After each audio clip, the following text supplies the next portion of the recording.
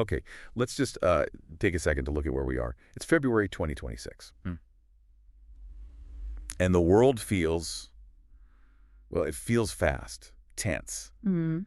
And if you saw that memo from the U.S. Secretary of War last month, January, you know exactly what I'm talking about. The one about becoming an AI-first warfighting force? Exactly that one. Yeah. Accelerate America's military AI dominance.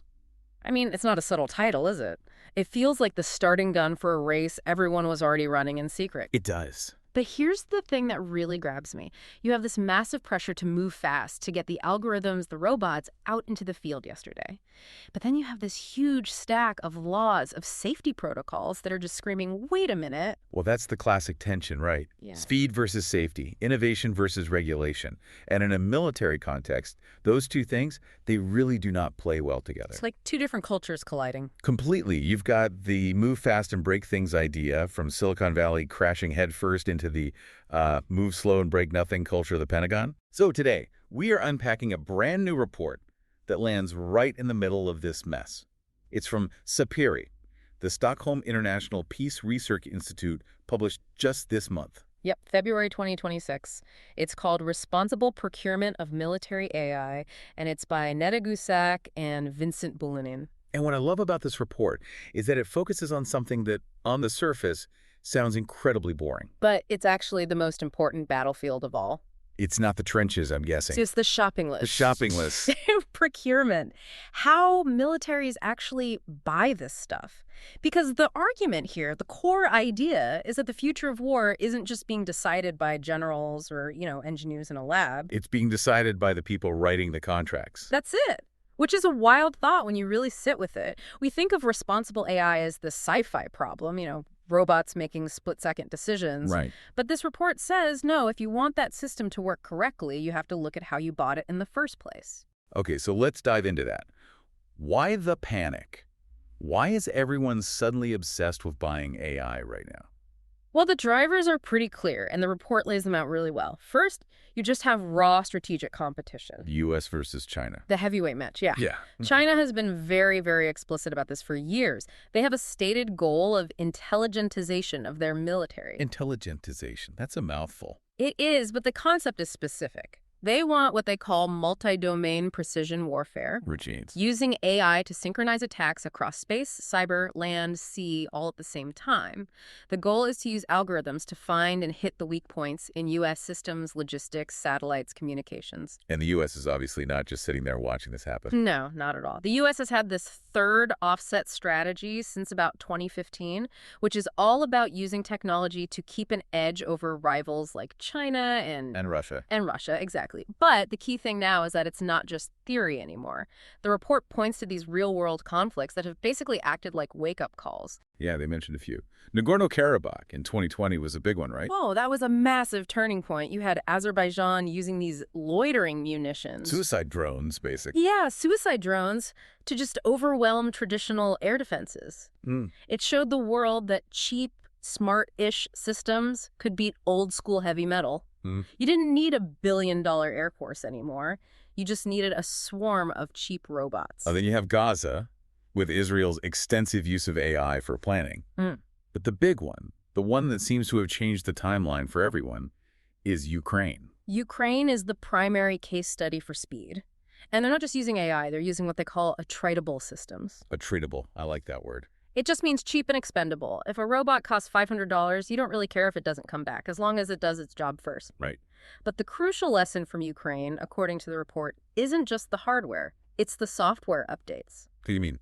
In that conflict, if you have a great AI drone, it might be effective for, a few weeks, maybe a month. Then the adversary, the Russians in this case, they figure it out. They jam the signal, they spoof the sensors. And the drone becomes useless. Useless, unless you can update the code fast. It's the iPhone model of warfare. You need the latest security patch to survive. Exactly. And that creates a massive, massive bottleneck for Western militaries. Because traditionally, how long does it take the US or the UK to buy a new weapon? Oh, forever. The report mentions the F-35 fighter jet. The F-35, right. The concept started in the mid-90s. The first planes weren't delivered until 2011. That's a 15-year cycle, give or take. And now you're trying to buy an AI software update with a process that was designed to buy a jet? It just doesn't work. By the time you've signed the contract, the technology is completely obsolete. And the report quotes these industry giants, Palantir, Anduril, OpenAI, who are practically screaming at governments about this. Good point. That this bureaucratic slowness, it's a national security risk. They're saying AI product timelines are measured in weeks, maybe months. If you take 10 years to buy it, you're buying a museum piece. The report mentions this group, the Silicon Valley Defense Group. Right, and they're pushing for what they call innovative adoption. Which sounds like a nice way of saying, stop testing it for 10 years and just buy our stuff. It is. And that is the central tension of this whole deep dive. Militaries know their old shopping habits are broken. They're trying to accelerate. But the question Gusak and Bulanen are asking is, in that acceleration, are they leaving the brakes behind? So let's look at how they're speeding up. The report gives us 3 really interesting case studies: Ukraine, the U.S., and the U.K.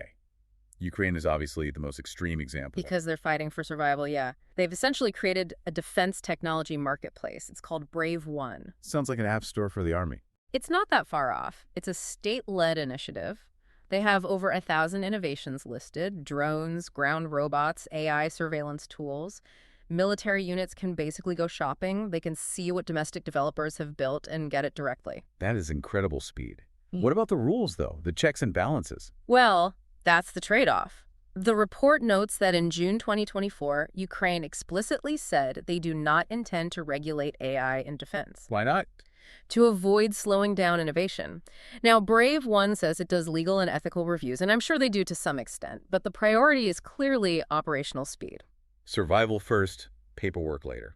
Precisely. If you're worried about a tank column breaking through your lines, you're a bit less concerned about whether the drone's software has gone through a 3-year review process. Okay, now let's contrast that with the U.S. They aren't in an existential fight on their own soil, but they're acting like they're in a race. You have the Replicator Initiative. Which sounds like something straight out of Star Trek. It does, yeah. And the goal was to field multiple thousands of autonomous systems in 18 to 24 months. To do that, they're using a tool called Commercial Solutions Opening, or CSO. Okay, translate that for us. It's essentially a legal hack, a workaround. The standard acquisition regulations are incredibly slow. A CSO lets the Pentagon look at tech that already exists in the private sector and just buy it without the full multi-year review. So the government is admitting its own rules are too slow for this kind of tech. Exactly. They're saying we have to skip them. And then you have the UK. They seem to be trying a slightly more structured approach to speed. Right. They introduced a new integrated procurement model in 2024, and they set hard limits: 5 years maximum for new equipment and only 3 years for digital programs. But the really interesting concept they're using is something called spiral development. What is that? Okay, so think of it like a tech startup releasing a minimum viable product. Traditionally, the military says, I want a tank that does X, Y, and Z perfectly, and then they wait a decade for it. Right. Spiral development says, give me a system that does X today. We'll figure out how to do Y and Z in a software update later. Ship it and fix it later. But for weapons. Essentially, yes. You deploy a minimum deployable capability, and then you iterate, you update the software based on what's happening in the field. It lets you get technology to soldiers so much faster. Which brings us to the really scary question. If we're moving to a world of minimum viable products and constant software updates for weapons, how do we make sure any of this is actually safe or legal? And this is the core problem of responsible AI, because as the report points out, you cannot test an AI algorithm the same way you test a tank. Why not? A test is a test, isn't it? Not really. A tank or a rifle is deterministic. Deterministic. Meaning input A always equals output B. Yeah. If I pull the trigger, the firing pin hits the primer, the bullet comes out every time. It's predictable. Physics is predictable. But AI isn't. AI, especially machine learning, is probabilistic. It's all based on data and statistics. It doesn't know what a tank is. It knows that a certain cluster of pixels has a 98% probability of being a tank based on the million images it was trained on. Which means there's always a margin of error. Always. And it's often a black box. You don't always know why it made a decision. You could feed it the same situation twice, and if the lighting is a bit different, it might give you a totally different answer. So how do you even test for that? hey, we're 95% sure this robot won't misidentify a school bus. And that's the dilemma. Do you wait 3 years to prove it's 99.9% safe, by which time the tech is obsolete? Or do you deploy it at 80% confidence because you need it now? And it's not just about safety, it's about the law.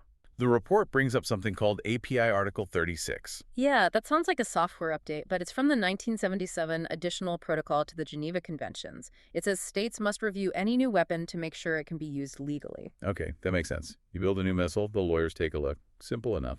But here's the headache. When is an AI system new? Okay, I see where this is going. If I update the software on a drone tonight to change how it recognizes targets, is it a new weapon tomorrow morning? Does it need a whole new legal review? If you're doing spiral development and updating it every week, that is a lot of lawyers. An impossible number. And the report highlights this alphabet soup of principles we have. NATO, the EU, the REAM Summit, U.S. Directive 3000.09. They all agree on the basics. It shouldn't be biased. It needs to be explainable. A human must be accountable. But trying to stick those principles onto a procurement process that's built for speed seems impossible. It feels like you have these high-minded principles on one side and this frantic, messy rush on the other. It's hard. But this is where the authors, Gusak and Boulanin, they pivot. They say that procurement isn't the barrier to responsible AI. It's the solution. It's the solution. Okay, let's unpack that. How does buying stuff solve this huge ethical problem? Because procurement is the checkpoint. It's the gate. If you buy the wrong thing, you can't use it responsibly later. Once the contract is signed and the code is shipped, it is just too late to try and bake in safety afterwards. You have to put the safety features in the shopping cart. Basically, yeah. And the report gives 3 major recommendations for how to do this without killing the speed. All right, hit me with the first one. Number 1, interrogate the need. Just ask why. It sounds so simple, but it's crucial. Don't just buy AI because it's trendy. There's this huge fear of missing out in defense right now. Generals want AI because it's the buzzword. Put a chip in it and charge me double. Exactly. But the report says procurement officers need to be the ones to push back, to ask, do we actually need AI for this task? Can we achieve this same effect without the risk of an autonomous black box? Right. Sometimes the simpler deterministic system is better. Sometimes it is. The second fix is independent testing. Don't take the salesman's word for it. Never. The report comes back to the black box issue here.